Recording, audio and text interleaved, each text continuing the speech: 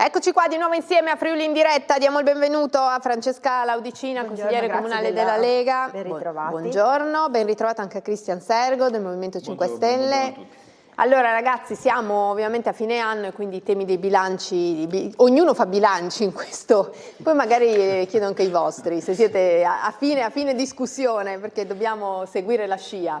Allora, il bilancio del Comune di Udine, parto da lei Laudicina, anzi, prima di tutto dobbiamo esprimere credo la nostra felicità per il sindaco che sta meglio, no? Certo, se si può, assolutamente sì, auguri di pronta guarigione. Ieri insomma siamo rimasti tutti molto colpiti, e quindi insomma da parte mia e naturalmente anche del gruppo consigliare di cui faccio parte. Oggi mi sono permessa di chiedere, diciamo, a chi gli è vicino come stava. Mi hanno detto che sicuramente sta meglio, quindi insomma le notizie sono positive, e anch'io appunto sapevo che forse oggi verrà dimesso, e quindi insomma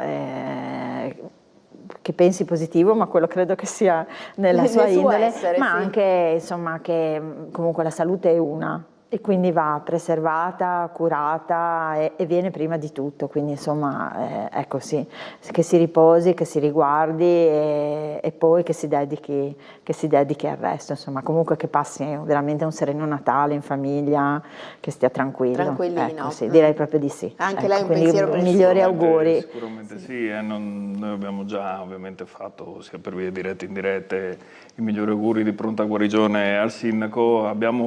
Siamo reduci da un paio di settimane fa, credo fosse poco prima di Telethon, anche di un altro caso simile del Presidente del Consiglio regionale, per cui anche Mauro Bordin, a cui abbiamo già visto anche all'opera durante il bilancio, e quindi sì, evidentemente c'è qualche problema, ci sarebbe, però insomma diciamo, l'importante è che si risolva poi tutto bene, insomma, sicuramente. Assolutamente, come sarà, aspettiamo presto davvero il sindaco nelle occasioni ufficiali a ribattagliare con l'opposizione, cara Laudicina.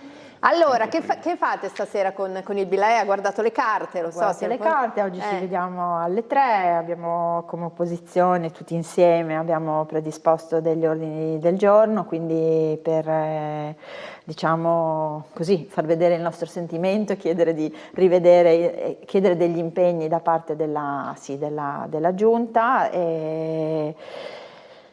Non perché faccio parte dell'opposizione, ho un pensiero critico su questo bilancio, che tecnicamente ovviamente ha tutti i numeri, nulla da dire, insomma, eccetera, ma diciamo che questo bilancio, a mio parere, si basa sempre sul peccato originale dello scorso anno, che è quello appunto del carico tributario. Quindi ovviamente il bilancio funziona perché c'è stato questo aumento elevato dell'addizionale comunale, quindi si è messo mano alla tasca appunto dei cittadini e delle famiglie, che in questo momento sappiamo tutti, non lo dico io naturalmente, ma insomma lo si legge dai quotidiani, dalle quotidiani economici, insomma sono sempre più in difficoltà, le imprese pure, e quindi insomma un carico tributario così elevato, perché comunque insomma ha permesso di passare da circa 3 milioni e mezzo di gettito IRPEF a 11 milioni e mezzo, ovviamente sì, è vero che ti consente di spendere come e quanto vuoi,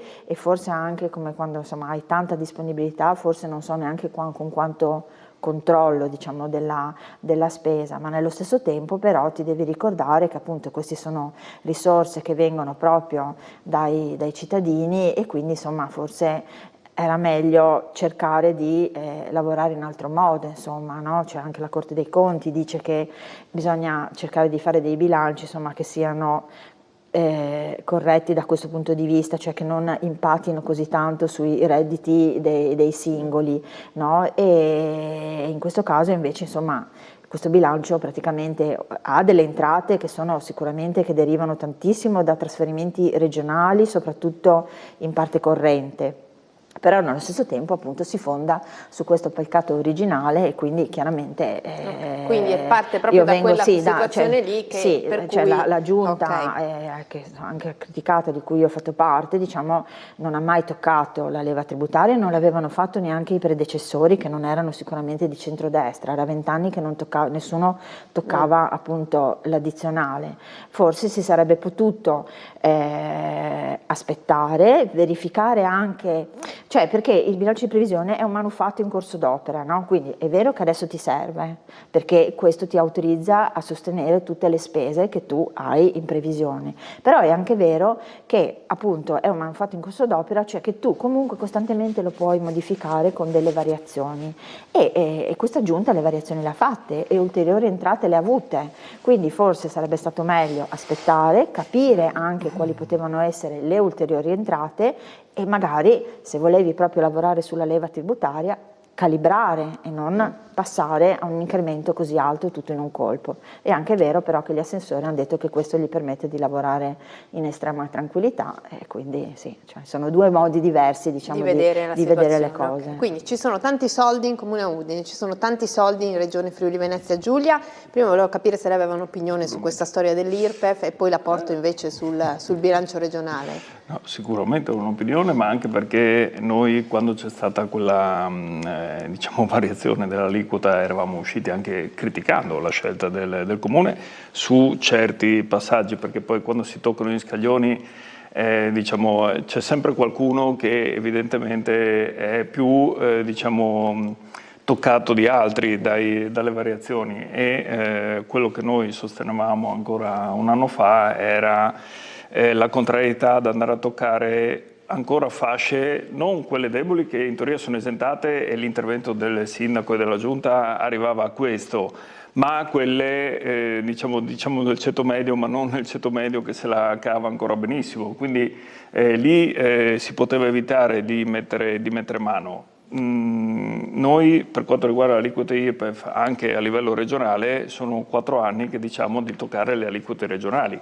quindi a me fa piacere sentire che anche dal centrodestra si dica non è giusto mettere in mano ai cittadini, noi lo diciamo 4 anni, ma la giunta Federica non ha mai voluto toccare le aliquote IRPEF perché poi sostiene che il vantaggio per le fasce più deboli, togliendogli l'aliquota IRPEF, sarebbe minimale, per cui secondo loro è meglio incrementare soldi anche da quelle fasce per erogare servizi che poi sono quelli che arrivano, come si diceva prima, anche ai comuni. Noi abbiamo una visione un po' diversa, l'abbiamo provato anche a ribadire una settimana fa quando si è approvato il bilancio regionale, ma le aliquote IRPEF sono sempre là, anche perché noi in regione... Non sono mai aumentate.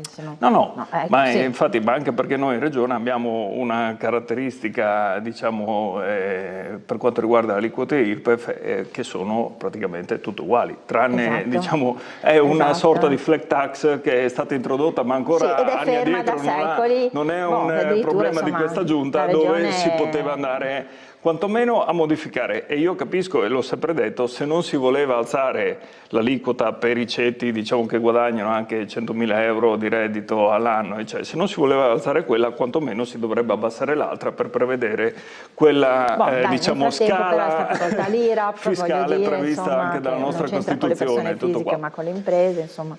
Sì, però l'IRAP ormai è già andata. Ho capito, ma no, c'è solo in questa regione. Durava 3 anni, no, però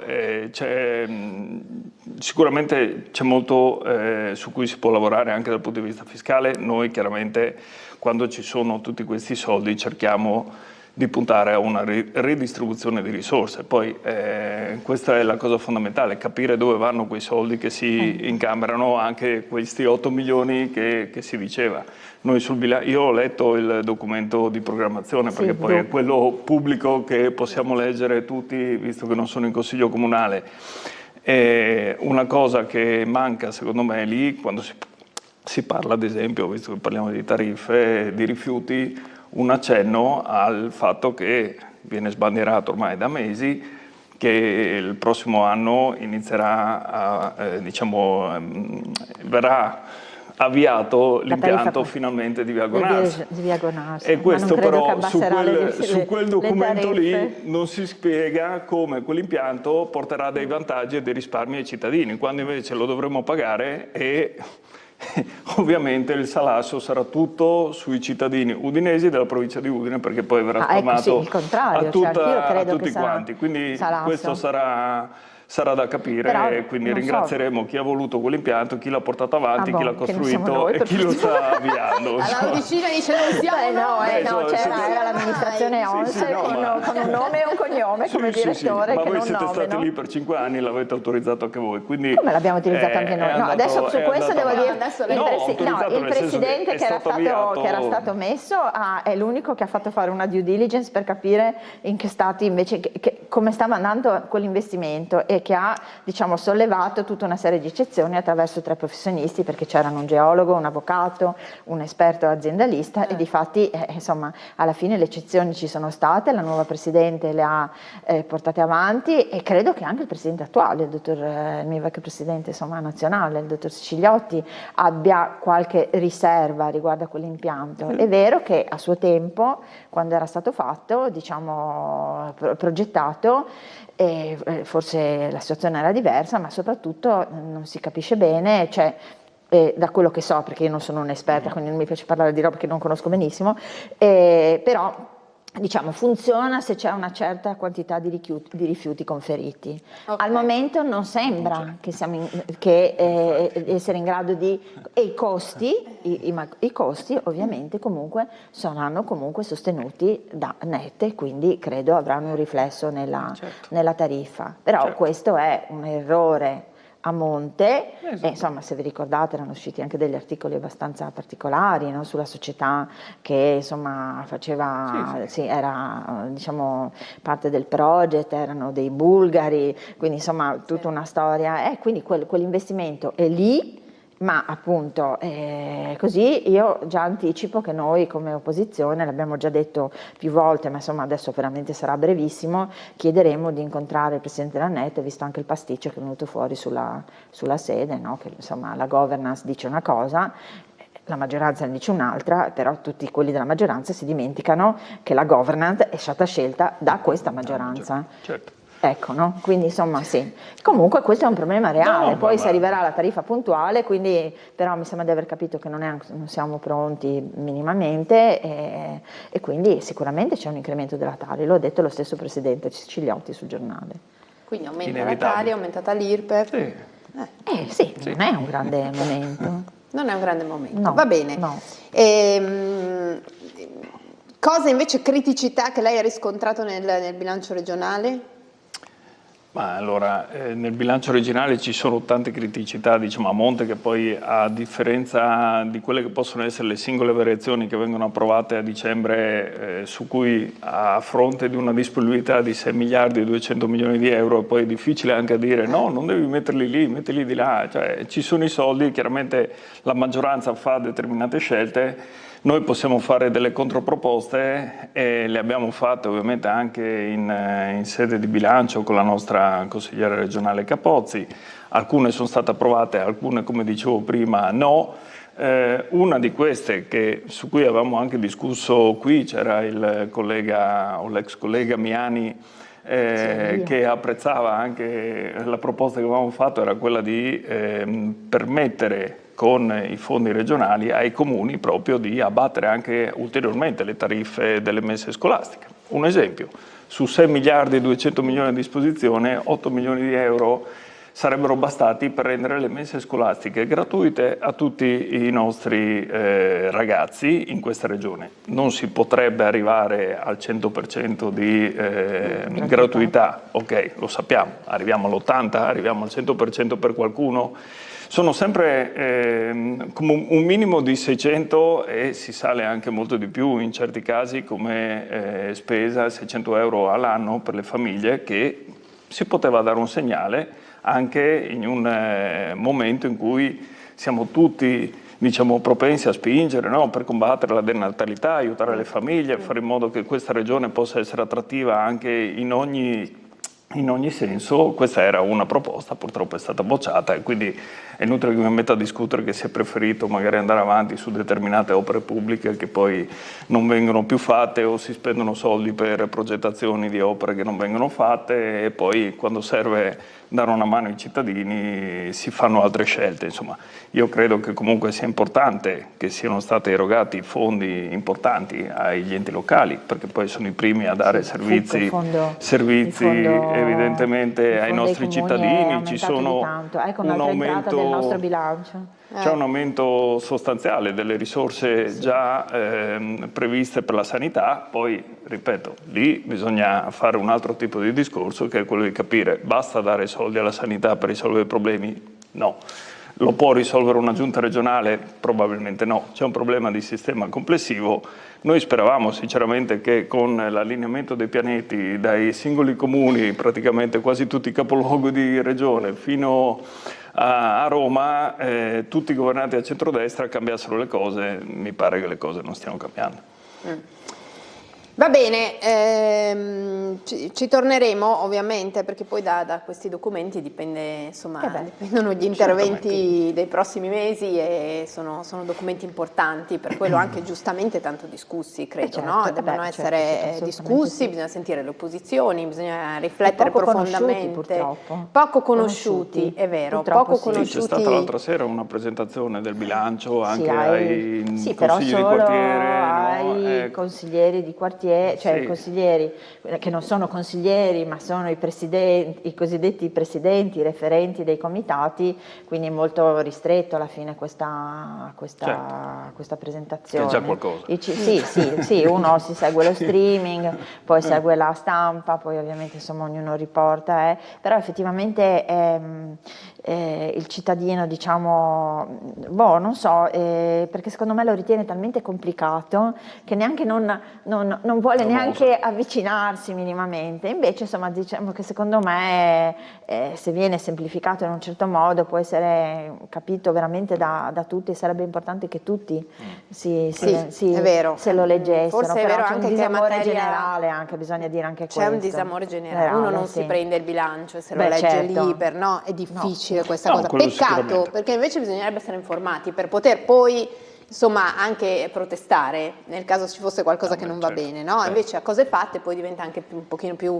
Però come si diceva prima comunque è un manufatto in itinere, quindi insomma se ci saranno delle esigenze particolari in regione credo che 21.000 capitoli di spesa. Noi non siamo credo che comune di neanche se volessimo fare una trasmissione qui di 2 ore potremmo parlare ce ne vorrebbero 48 di 21.000 capitoli allora, di spesa. Devo interrompervi un attimo, poi torneremo sulla città di Udine anche sul discorso legato al commercio, perché ci chiede la linea Stefano Giovanpietro. Andiamo a Pavia di Udine con il sindaco Beppino Govetto perché ci sono diverse questioni sul tavolo.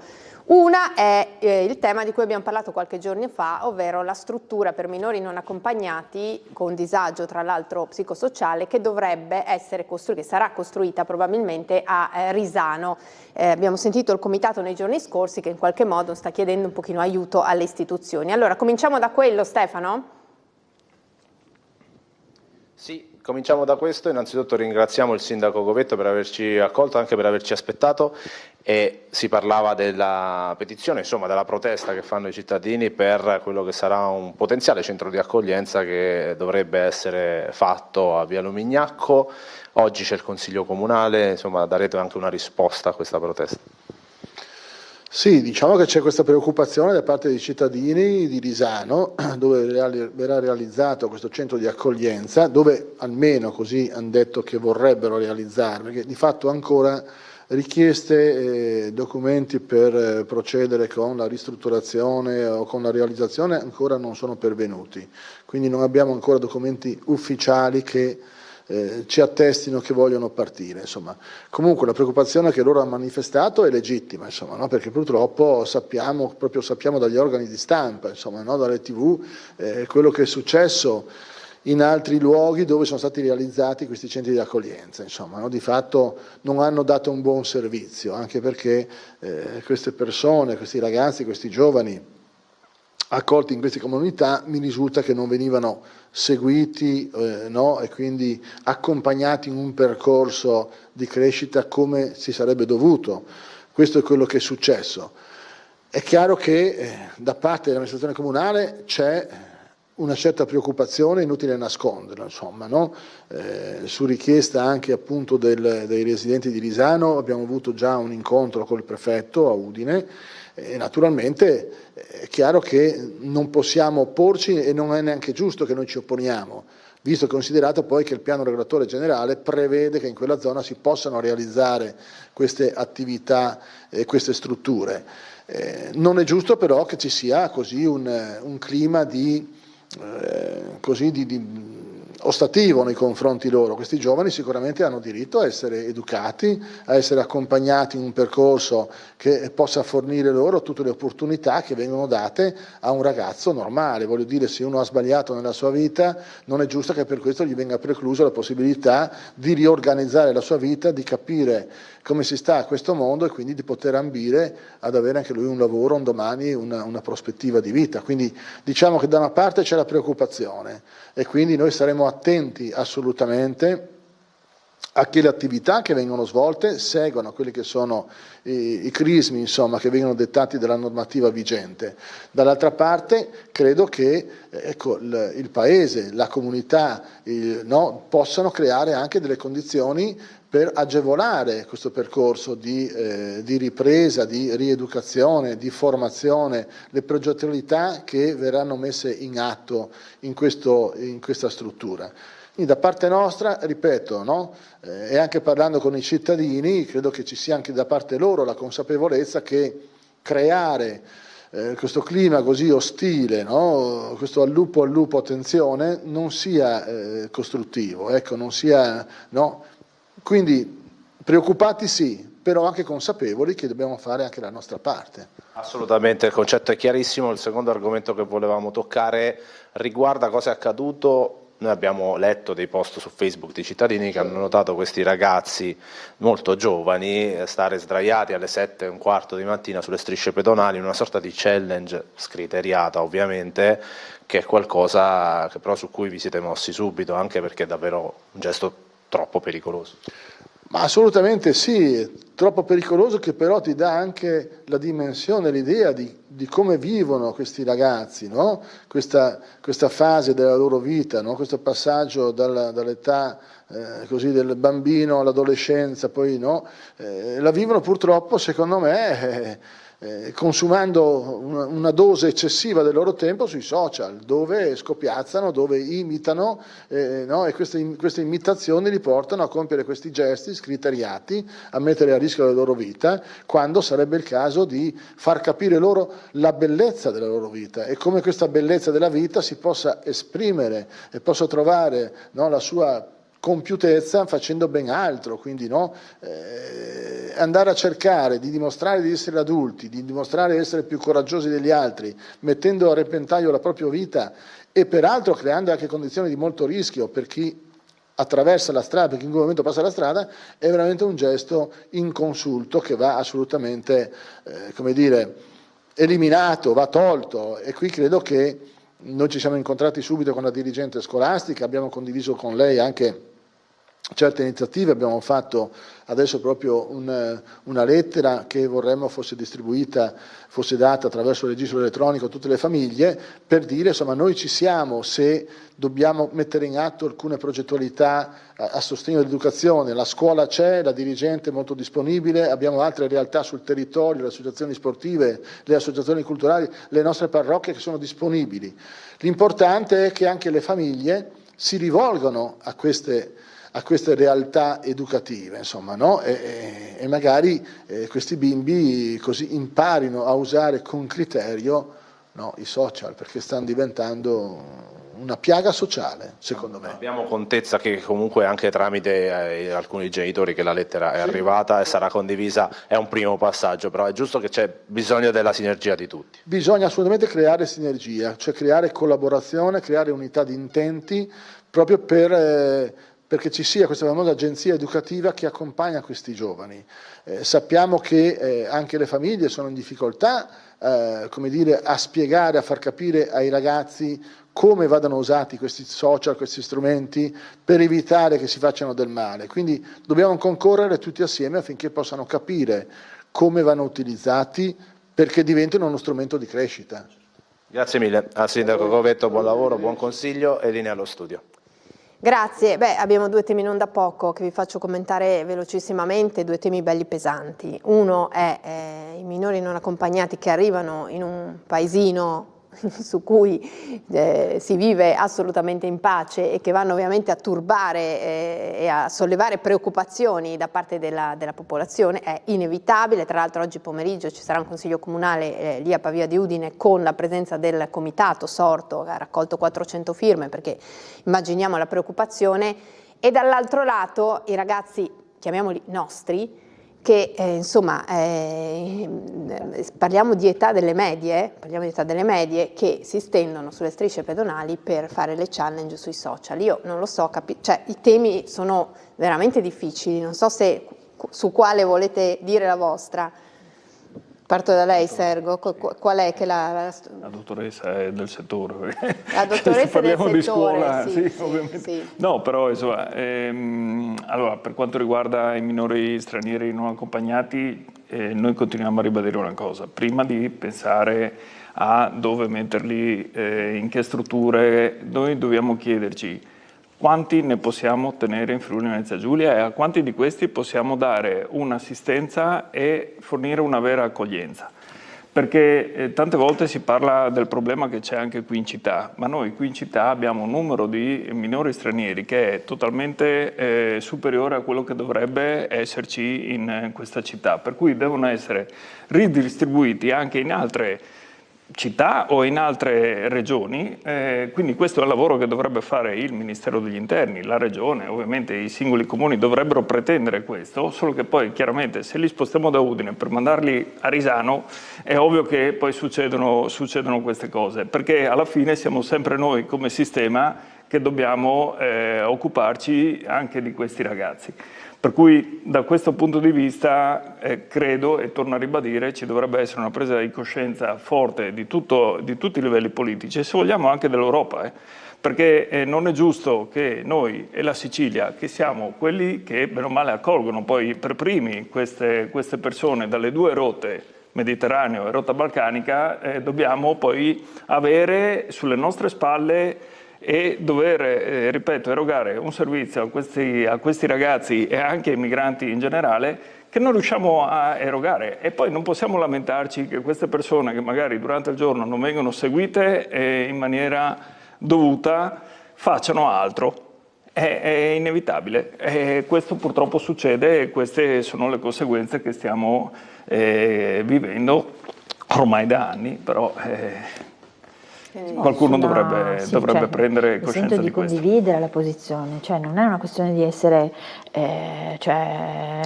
poco accoglienti o razzisti e cose di questo genere, cioè siamo arrivati a un punto tale che ci siamo veramente resi conto che questa accoglienza così, insomma, così aperta, eccetera, comunque alla fine non ha dato i frutti sperati, anzi ha dato risultati che sono all'opposto. Vero appunto che abbiamo la sfortuna di trovarci su una rotta di un certo tipo e quindi chiaramente il territorio per dov'è naturalmente e diventa territorio di passaggio. È anche vero che a Udine, ad esempio, dal Covid sono arrivati un gruppo di minori stranieri non accompagnati dall'Egitto, che nessuno ha mai capito esattamente come cavolo siano arrivati, e da lì è iniziato, diciamo, anche tutto un percorso purtroppo in salita, perché comunque sono ragazzi che per la stessa, lo dicono gli stessi gestori, diciamo, di queste comunità di accoglienza, difficilmente gestibili. È anche vero che ci sono delle fondazioni, delle cooperative, diciamo, no? Degli organismi che fanno accoglienza, ma diciamo che si fermano solo all'accoglienza e non vogliono vedere gli effetti di questa accoglienza. Quindi con questa cosa che bisogna accogliere tutti, ho capito, però non posso avere alla casa dell'Immacolata 70 ragazzi se non sono in grado di gestire 70 ragazzi, no? Perché comunque insomma hanno trasformato il quartiere. Mi ricordo quando ho sentito adesso di Risano, mi sono ricordata dei minori stranieri non accompagnati che erano stati sistemati dove era Cavasso, mi sembra, no? Sì, e che naturalmente in un paesino così piccolo, ovvio, cioè vivevano tutti con le porte aperte ed erano arrivati a un punto tale che si chiudevano tutti dentro, non lasciavano più le biciclette fuori o altro, perché comunque insomma gli portavano via tutti finché alla fine c'è stata la rivolta, no? Il sindaco si è legato, si è incatenato, mi ricordo, sì, è vero, il sindaco, no? vero. Ecco, cioè, allora ci sono dei sindaci che hanno atteggiamenti di questo tipo, ce ne sono altri che sono molto più invece tolleranti, non si riesce a trovare una via di equilibrio e secondo me il sistema non è più sostenibile, cioè voglio dire, non si può accogliere più di quanto sia in grado di, tra virgolette, non mi piace il termine, però di gestire, ma non è solo un problema nostro, è un problema che ormai si legge ovunque, dai quotidiani di tutti gli altri paesi europei, quindi è un problema che deve essere affrontato in questo modo. È anche vero, racconta qualcuno, diciamo per esempio dei politici che comunque fanno parte sì della Lega, di aver incontrato, di essere stati in Bosnia a vedere come, per esempio la Cisint mi raccontava di essere stata in Bosnia a vedere, no? Cioè, come deputata europea che cosa succede, e lei era allibita e raccontava, io a volte che l'ascoltavo, cioè di ragazzi che ci provano non 10 volte, 20 volte al varcare il confine, cioè che quindi praticamente insomma io comprendo che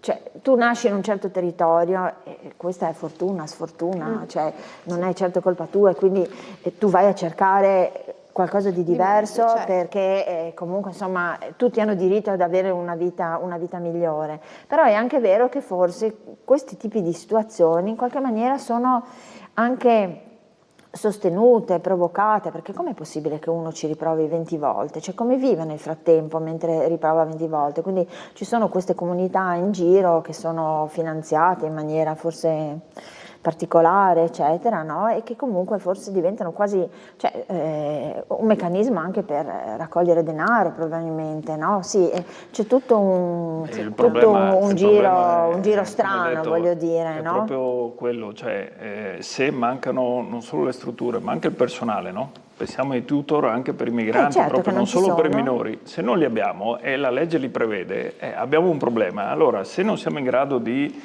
garantire questo personale a queste persone, ripeto, per me è più razzista abbandonarle a se stesse che non accoglierle come si dovrebbe. E allora, o noi siamo in grado di accoglierle come si dovrebbe, o se no dobbiamo dire abbiamo fallito completamente il sistema, ma dobbiamo risolvere un problema che c'è, non far finta che non ci sia e poi scaricare le colpe a questi ragazzi eccetera, o ai ragazzi stessi, che qualcuno per carità avrà i suoi problemi, ma appunto dovrebbe essere seguito come andrebbero seguiti i nostri, così magari ci ricolleghiamo al discorso di prima. Perché poi se queste persone vengono qui, non hanno una prospettiva di futuro, perché non gli viene data una prospettiva di futuro, non vengono formate a fare magari un lavoro che potrebbero essere anche portati a fare, non vengono poi impiegati nel nostro sistema del lavoro e noi sappiamo quanta manodopera abbiamo bisogno, ogni volta diciamo abbiamo bisogno di manodopera specializzata per questo e per quell'altro. E a questi ragazzi poi si sta poco che qualcuno si avvicini e gli dica senti vuoi fare 4 soldi? Ecco ti spiego io come e non serve che vi dica poi cosa succede. Esatto. Quindi sì, è un discorso circolare che purtroppo però... Sì, forse all'inizio non si capiva che sarebbe finita così. Però probabilmente dire, no? diciamo però adesso siamo l'errore come al solito avviene in questi casi è dire che la destra ha una ricetta e la sinistra una ricetta. No, qui dobbiamo capire che il sistema è fallito e allora o andiamo avanti o andiamo Però avanti c'è qualcuno e che non non è questione. ammette che il sistema è fallito, quindi No, è più no, difficile ragionarci. No? Ma Voglio torniamo dire. al punto di prima, quando c'era l'allineamento dei pianeti noi speravamo che qualcuno, no, che ha promesso blocchi navali e quant'altro risolvesse i problemi. Vabbè, non li guarda come risolve è finito neanche, quello che ha neanche promesso i blocchi quello, navali, vedremo domani cosa succederà. No, ecco, sì, voglio dire, sì, non è così facile, no? Insomma, No, c'è anche però, una parte, ci si può una lavorare. parte dello Stato che Però forse siamo non sempre è a lì, favore. è anche un no? problema Pensa come sempre noi. di mancanza di personale. Manca il personale e manca il personale in sanità, manca il personale per i minori, manca il Ma la personale maggior per le parte di scuole, questi mancano ragazzi i non si ferma personali. neanche qui, viene E qui, questo ma è un poi problema. qui Certo, si va ferma via, e sì, poi sì, se va ne, via. poi se ne va via, quindi è tutto beh, un sistema da Che è ancora rivedere, peggio, insomma. è ancora Certo. peggio perché poi non li Come? accogliamo, gli diamo magari qualche servizio, Vabbè, poi ecco. non Su usufruisce queste qualcun altro. E sui assurde ragazzini? challenge, cioè sull'idea che ti può venire a 13 anni, 12 di distenderti sulle strisce pedonali, cioè, Queste sono follie, Queste follie sono che follie. effettivamente però c'è anche qua. Forse non abbiamo compreso quanto poteva essere devastante per i nostri ragazzini e che probabilmente poi appunto è inutile che diciamo che non è vero, hanno passato una parte del loro tempo, della loro o bambino o adolescenza chiusi in casa, quindi il telefono poi alla fine no, diventava lo strumento per avere il contatto col mondo, cioè sono veramente alienati, non sono più in grado in certi casi di discernere tra quello che è bene e quello che è male. È l'importante appunto fare il video su TikTok, l'importante è mettersi, postare su Instagram, sembra che non esista altro e questo naturalmente è per qualcuno che magari dentro di sé non ha ancora tutte quelle risorse, quegli anticorpi no, per affrontare la vita in un certo modo, poi fa questa scemenza senza secondo me neanche capire cioè, è vero, la è vero. conseguenza, perché io spesso tante volte così mi rendo conto da scuola che c'è ma cosa c'è di male, ti dicono? Ma come cosa c'è di male? Gli dici tu, no? E quindi vuol dire che sì, sono ancora, non so, vivono in un mondo che forse noi adulti non riusciamo ancora bene a comprendere, no? E questo è grave. Questo è grave, ma forse non Questo è avevamo grave. nemmeno previsto l'effetto del cellulare No. alle tenere età, quello che poteva scatenare. Esatto. So che c'è una proposta di legge, la sta portando avanti Pellai, il noto insomma, psicologo, che vieterebbe l'uso del cellulare sotto i 14, che vieterebbe i social fino ai 16, cioè perché dice che fanno dei danni di cui forse noi da genitori, da ci comunità rendiamo abbiamo conto. sottovalutato, non ce ne siamo resi conto. Sì, sicuramente, probabilmente è uno dei motivi per cui succedono queste cose. Purtroppo devo dire che ricordavamo anche prima, no? Anche quando c'erano i ragazzini che buttavano i sassi, è no? vero, nelle è vero, lì non lo autostrade, vedevano lì da probabilmente nessuna non parte, c'erano se lo né i social inventavano. né la pandemia né niente, però succedeva. Sì.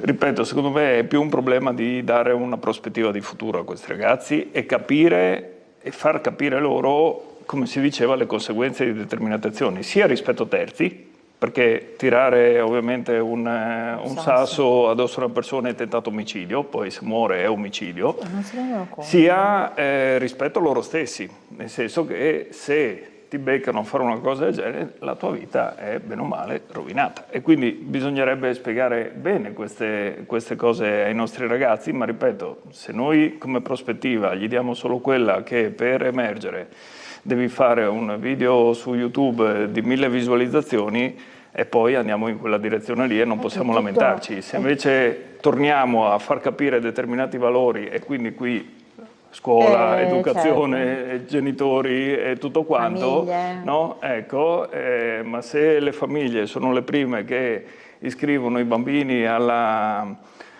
sfilata di moda perché pensano che quello è il futuro per la propria bambina, è l'unico possibile, allora forse non abbiamo capito molto. no? E se i genitori sono gli stessi che poi si iscrivono al Grande Fratello perché è l'unico modo per emergere in stiamo andando alla deriva. questa società, abbiamo un problema grosso siamo arrivati sociale. alla insomma. deriva. Però guardate, c'è Stefano Giovanpietro lì sulle strisce pedonali dove è successa questa cosa, per farvi capire insomma anche la pericolosità della situazione. Stefano, facci un po' vedere. Sì, vi faccio vedere proprio questo perché poi se non lo vedi non capisci, no? Queste sono le strisce pedonali secondo quelle che sono le indicazioni. Questa è una strada cioè, comunque in cui la percorrenza è alta. Vediamo adesso, sì, stanno uscendo parecchie professoresse, ecco, dall'istituto scolastico, maestre, professoresse. C'è sì un dosso, quindi c'è un qualcosa che fa rallentare la velocità, ma è un dosso molto gentile, ecco. Magari chi è abituato a fare questa strada la prende anche un po' con una velocità superiore. È chiaro che ci sono tutte le indicazioni, i cartelli di attraversamento, ecco, però un conducente medio di una vettura è attento all'attraversamento dei ragazzi, non tanto al fatto, cioè l'idea di restare sdraiati qui anche per fare una challenge, una prova di forza. Ripetiamo, noi siamo partiti da quella che è una segnalazione che abbiamo letto su Facebook, chiaramente non diciamo di chi per privacy, che però è datata 5 dicembre alle 7:15 di mattina. Tra l'altro, insomma, anche poi tu, Giorgia, che queste zone le conosci bene, alle 7:15 di mattina, tra persone che vanno al lavoro, persone che vanno a scuola, ecco, non è un momento così chiaro. C'è anche la famosa casetta dell'acqua che è citata proprio in questa segnalazione social. Ecco, quando il social è importante, quando fa delle segnalazioni, quando fa rete, quando fa informazione, perché noi poi da questo spunto siamo partiti, anche se poi si è già attivata, come abbiamo detto, l'amministrazione comunale con la lettera che abbiamo visto, letto, che comunque chiede proprio la partecipazione delle famiglie a questo processo educativo. Ci sono tutti i mezzi, ci sono tutte le risorse. Ecco, guardate per esempio questa macchina che adesso ha visto noi, ha rallentato, però capite bene che qui siamo sopra i 50 km/h. Se becchi un ragazzino di 13 anni sdraiato lì per terra, davvero è una situazione troppo tragica da descrivere, sia per l'eventuale vittima che anche proprio per lo stesso il malaugurato caso di incidente, lo stesso conducente che verrebbe coinvolto. È davvero, starci ti fa capire come sia davvero una cosa scriteriata. Siamo stati tutti giovani, ovviamente a epoche diverse, c'è sempre, uno può essere amante più o meno del brivido, ma se è comunque qualcosa fatto per provare una superiorità, la challenge, ecco, proprio questo termine inglese che è diventato sinonimo negativo, ecco, lo leggiamo ormai solo in accezione negativa, perché qui è una sfida contro la stupidità umana, che per fortuna comunque non ha creato nessun problema. Qui i ragazzi sono lì dietro la casetta dell'acqua che fanno le loro cose, stanno insieme, chiacchierano, si può fare assolutamente tutto quello che si vuole. Certo, li invitiamo anche noi come organo di informazione a evitare di cadere in questi tranelli, anche se ci si annoia, anche se si vive solamente sui social. Diciamo che però che poi sono stati individuati come il principale attore negativo di questa situazione, ma non sono solo loro, perché comunque è l'utilizzo che se ne fa e magari proprio l'abbandono di alcune famiglie. Poi capiamo tutto che magari non c'è tempo di stare a casa a parlare di tante cose belle che si possono fare, però e soprattutto non vogliamo puntare il dito contro le famiglie o i genitori. Come ha detto bene il sindaco, c'è l'amministrazione, c'è l'istituzione scolastica, ci sono le famiglie, bisogna rafforzare questa rete, ecco perché non vorremmo più vedere queste scene che non abbiamo visto, non vogliamo più commentare, di bambini. Io non riesco a immaginarmeli, ragazzi qui di 12, 13, 14 anni che si sdraiano qui aspettando il brivido che arrivi una macchina per alzarsi e andarsene, perché è davvero qualcosa che va contro ogni logica. Ecco, vi abbiamo portato sul posto in questo clima nemmeno troppo bello, però che secondo me si sposa con quella che è questa notizia, che è stato bello e doveroso approfondire per dare risalto, ecco, al fatto che bisogna davvero fare cose migliori, ecco, spendere meglio le ore che si hanno, è il messaggio che mandiamo ancora ai ragazzi, che sicuramente hanno recepito. Speriamo. Perfetto, grazie Stefano per queste immagini. Sì, assolutamente, insomma, sono cose che non si fanno, ve le stiamo raccontando proprio per sollevare l'attenzione, anche magari tante famiglie non lo sanno, giustamente, certo, no? certo. E ti pare improbabile che possa succedere una roba del genere, invece succede, quindi insomma è giusto anche parlarne, affrontare l'argomento e sollevare anche queste antenne. Tra tutte quelle già sollevate in questi periodi ce n'è un'altra da sollevare, le challenge. Grande attenzione, perché poi lì, insomma, se ti va male rischi pure la vita di causare qualcosa di terribile. Allora, velocissimamente parliamo di sfide del 2025. Adesso Sergo, lei guardi un po' la città, questa città in cui insomma si dibatte molto ultimamente, la città di Udine. Qual è secondo lei la sfida più grande da affrontare? Come così, obiettivo del nuovo anno, quale dovrebbe essere? A parte quello che abbiamo detto prima, insomma, tariffe, non tariffe, che sarebbe già qualcosa di interessante visto che riguarda poi direttamente la politica, però secondo me il problema di questa città, che poi è un po' lo stesso da anni e anni, è rivitalizzare tutto quello che è il centro storico della città, senza dimenticare ovviamente i servizi che devono essere garantiti agli altri quartieri, perché si parla poi spesso di centro storico e il centro storico continua a morire. Poi abbiamo gli altri quartieri di cui magari se ne parla meno, si interviene meno e quelli sì, proprio ormai rischiano, come tanti paesini della nostra regione, essere desertificati. No? Ecco, quindi abbiamo diciamo, problematiche, però se diciamo, visto quello che era anche un po' il programma anche di questa amministrazione, di questa giunta, io credo che e spero e mi auguro che tutte le polemiche su ZTL sì, ZTL no, commercio sì, commercio no, parcheggi sì, parcheggi no, possano trovare veramente delle risposte e in questo bilancio dovrebbero esserci poi anche le risorse per fare questo tipo di interventi. Mi auguro ovviamente che si arrivi già nel 2025, perché avere una città dove chiaramente i commercianti sono felici di rimanerci ma anche di venirci, perché abbiamo quanti? 115 negozi sfitti che erano stati segnati, ecco appunto, questo sarebbe evidentemente un bel diciamo successo e quindi un bel proposito cercare che quel numero cali sempre di più e non aumenti, perché se aumenta è anche qua altro che fallimento di tutta la politica, è evidente.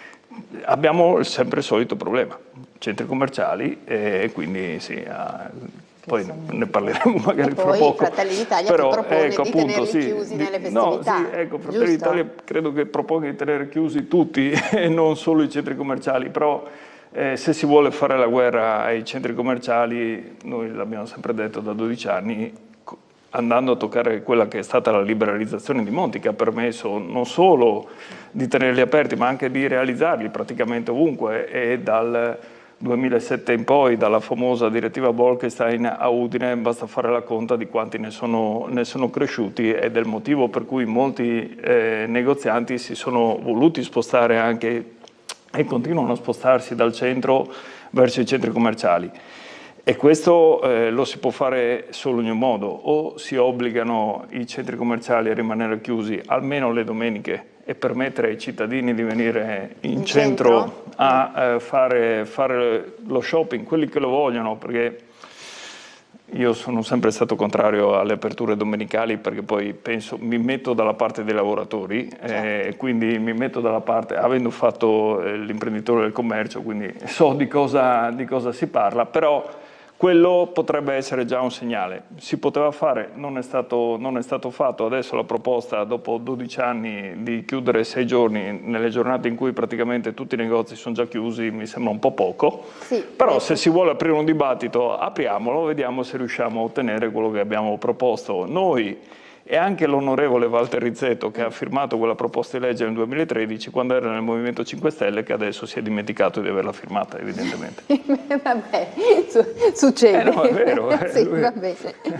Vabbè, quindi la proposta è: chiudiamo i centri commerciali la domenica e facciamo lavorare i negozi? Sarebbe già qualcosa per riequilibrare un attimo le questioni, cioè fare in modo che la gente, invece di spostarsi e andare nei centri commerciali, se proprio deve andare a fare spese da qualche parte, perché io ripeto, abbiamo una regione talmente bella che uno dovrebbe fare tutto tranne che chiudersi in un centro commerciale la domenica, però se proprio c'è lo shopping compulsivo, farlo almeno in centro storico e aiutare che si faccia in centro storico potrebbe aiutare tanti a rimanere in centro storico e anche ad aprire in centro storico. È un'idea che può... Allora, diciamo che i commercianti del centro storico, vabbè, adesso in questi ultimi anni secondo me effettivamente è cambiato lo scenario, perché gli imprenditori sono soprattutto rappresentanti di catene, quindi insomma in franchising, e quindi hanno una visione e seguono le regole che naturalmente il concessionario gli dà. E fino a un po' di tempo fa, prima che insomma cominciasse questo declino lento, no, che adesso sembra che veramente non si riesca più a fermare, erano più che altro negozi di gestione direi familiare, e tenere aperto la domenica rappresentava pesante, sì. un notevole costo, perché comunque insomma i dipendenti naturalmente erano pagati in maniera diversa, non tutti i dipendenti poi venivano a lavorare chiaramente contenti, quindi poi anche per coloro che facevano parte, diciamo, della famiglia significava comunque rinunciare a un giorno ed andare appunto ed andare a lavorare.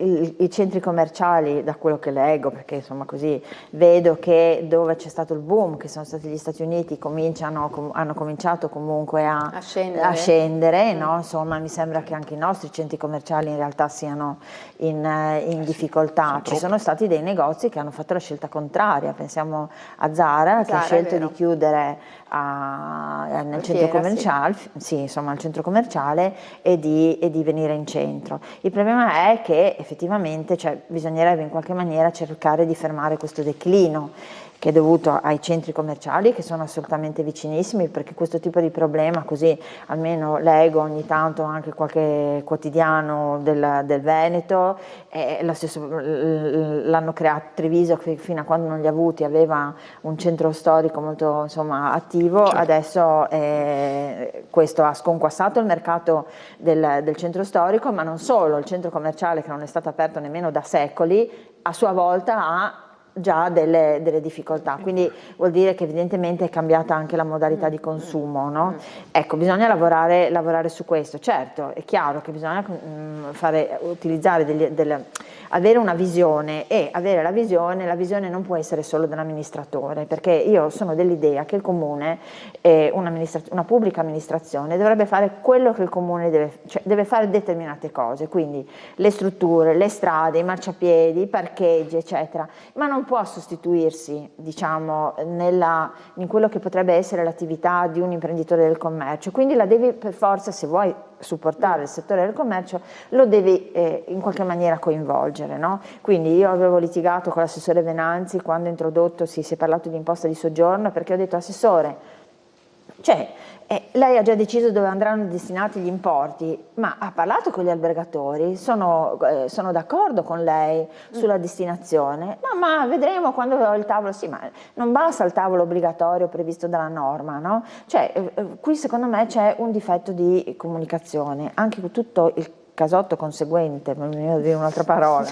sì, ma non si può, no? Si è salvato il risotto. Casotto conseguente anche all'attivazione della ZTL, caspita, insomma, sappiamo tutti che, cioè, sono diciamo la parte pulsante del centro storico, ma non solo, perché anche i negozi di prossimità, voglio dire, comunque, cioè, se muore il commercio muore tutto, e io sono allibita di questa contrapposizione, no, che c'è stata per tantissimo tempo e che c'è ancora sostanzialmente. No, ma noi chiudiamo qui, noi togliamo questo parcheggio, noi mettiamo questo, eccetera eccetera, quando insomma io ho assistito a imprenditori con le mani giunte a Palazzo d'Aronco che dicevano: ma fermatevi, ma parliamo, ma vediamo, no? Ecco, allora, cioè, questo tipo di scelte, per quanto l'amministratore pubblico possa essere una persona avveduta, possa essere una persona competente, eccetera, eccetera, vanno prese tutte insieme, altrimenti secondo me rischiano di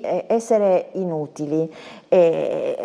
Adesso il collega qui diceva, insomma, lui è il collega più alto, il collega di più alto in grado, no? Voglio dire, diceva ci sono tanti negozi sfitti, il comune ha negozi sfitti anche sotto i suoi uffici, certo, no? Ha fatto un bando e è stato assegnato appunto a un imprenditore, no? Una catena, sempre la solita catena, maledizione, però meno male che forse da un certo punto di vista che ci sono, è che poi tu vai a Treviso, vai a Padova, vai a Vicenza, vai a Verona, ti sembra di andare sempre nello stesso identico posto, sono tutti uguali. Insomma, sono tutti uguali, però alla fine questo, insomma, eravamo a ottobre e pensavamo tutti che a Natale di vedere il negozio Tonini con le luci finalmente, no? Perché il Contarena chiuso, il negozio Tonini chiuso, eccetera, niente da fare. Dall'altra parte Vattolo chiude, e quindi è lo stesso comune, no? Che insomma impone un po' le sue decisioni, e nello stesso tempo anche lui però non sa,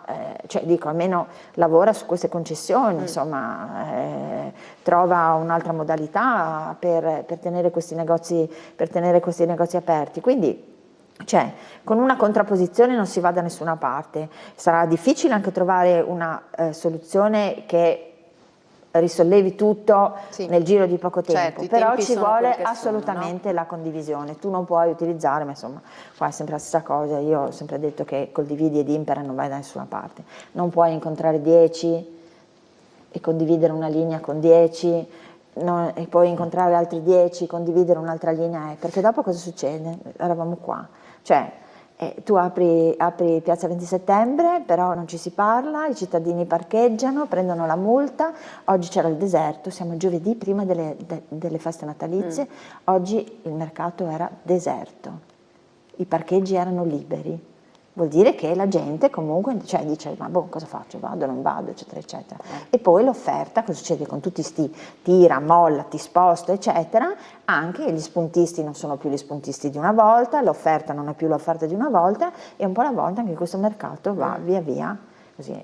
Ed era un punto attrattivo, voglio dire, perché comunque di gente che abita in centro ce n'è ancora, che abita fuori dal centro anche, e non si pensa, ma io ce l'ho l'esempio in casa, voglio dire che la popolazione udinese comunque è in parte una popolazione di una certa età, quindi è una popolazione che non prende quasi mai la macchina, o la prende poco, però va a piedi fino in centro, va al mercato, va al supermercato del centro, eccetera, eccetera. Se tu l'offerta anche la riduci, la modifichi, certo, eccetera, rischi di anche morire. quelli che magari avevano piacere di andare al mercato cittadino perché sapevano che trovavano un certo tipo di frutta e verdura, un certo tipo di pesce, un certo tipo, non ci vanno più.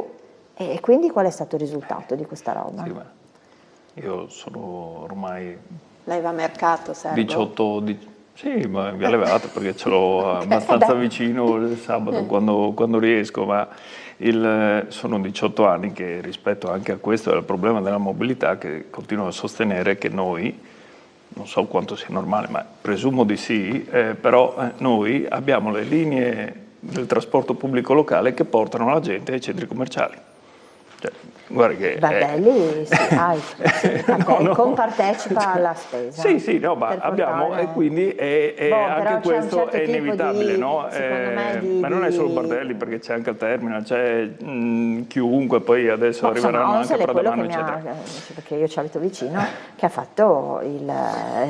Sì, ma no, guarda, non è un problema di... come ho detto, no, ma voglio dire, io non ho problemi perché tanto... adesso si cerca di correre i ripari, vicino al cimitero, in piena zona di rispetto, c'è un piccolo centro commerciale, voglio dire, certo. no? E adesso sì, abbiamo sistemato il bus, io tutti i santi giorni vedo quanta gente c'è su sto bus, non c'è nessuno perché ci vorrà un sacco di tempo, forse anche, insomma, chi lo sa, insomma, le scelte imposte così non funzionano, no? Sì. Però mi fa sorridere che chi fa della condivisione, diciamo, la linea proprio della propria vita, no? Del proprio essere iscritto a determinati partiti, poi invece secondo me è il primo che in questo momento la condivisione non la usa. Vabbè. Non so chi sia. Insomma, parlo della sinistra che bisogna condividere, vedere insieme, decidere tutti insieme, eccetera, eccetera, invece poi alla fine non è così. Infatti, non come ho detto, io posso parlare perché non sono mai entrato in giunta, in comune, in regione, eccetera, per cui ho il privilegio di ancora poter dire io non posso, però si cerca ovviamente di fare dei ragionamenti di buon senso e ripeto, questo qui del fatto di portare le persone fuori dal centro storico per portare ai centri commerciali, poi ripeto, va da sé, ci sono, uno non può neanche dire vabbè allora facciamoli sparire eccetera, perché poi anche lì ci sono dei lavoratori, ci sono ovviamente delle problematiche, è giustissimo avere un servizio di trasporto per i lavoratori, però allora facciamolo in determinati orari, non su tutta la giornata dove evidentemente poi se ne approfittano anche i consumatori, non solo i lavoratori. Va bene, sono temi su cui potremmo davvero parlare 2 ore, rimandiamo alla prossima volta ai passaggi a livello del buon E anche Mansi. perché nel 2025 quel problema lì non si porrà assolutamente, lo porteremo avanti fino al 2030. Esatto. Sì. Va bene, grazie per essere stati con noi, grazie a Cristian Sergo, alla prossima. Grazie a voi. Grazie anche a Francesca Ravicina, auguri, buon bilancio, buone discussioni, sì, va bene? Sereno Natale e sereno 2025. a tutti, A questo, tutti, soprattutto che abbiamo sereno. bisogno veramente, ne abbiamo tanto bisogno di serenità. è vero. Sì, sì, sì. Ci fermiamo, piccolo break, torniamo tra poco, buon pranzo. Grazie. Grazie.